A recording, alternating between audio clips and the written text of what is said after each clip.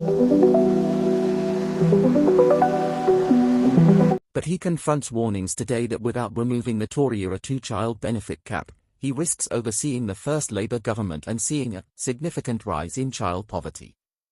MPs will question Keir Starmer about poverty levels, as there are new calls to remove the controversial two-child benefit limit. Welcome to the channel. Please like and subscribe so you don't miss any updates. The government covered it up.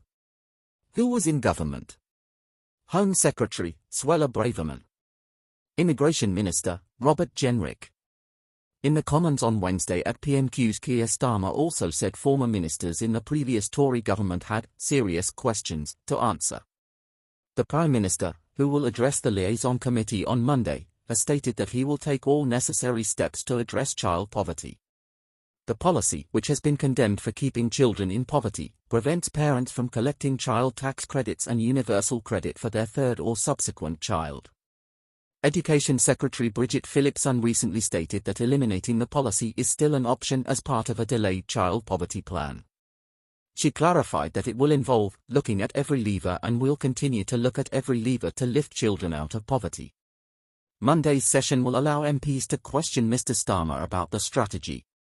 According to Dan Paskins, Executive Director of Save the Children, the Prime Minister has stated that addressing child poverty is the moral duty of his government. Expanding free school meals and Best Start family hubs demonstrates ambition, but it will not be sufficient to truly reduce the number of children growing up in poverty.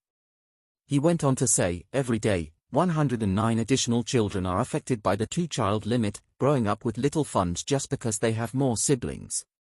Before the autumn budget, the Prime Minister must decide whether to remove the two-child limit on universal credit entirely or risk being the first Labour government to see a significant increase in child poverty. Alison Garnham, Chief Executive of the Child Poverty Action Group, added, the key question for the Prime Minister is, given his government's moral mission to reduce child poverty, will he now commit to scrapping the two-child limit in the autumn child poverty strategy as the most cost-effective way to reduce record child poverty? Mr. Starmer stated last month, I want to get to the root causes of child poverty. One of the greatest things that the previous Labour government did was to drive down child poverty. The Liaison Committee includes three prominent Labour MPs, Debbie Abrahams, Helen Hayes, and Florence Eshalomi. Last month, all three endorsed an amendment to the welfare bill to prevent changes to personal independence payments, PIP, a major disability benefit.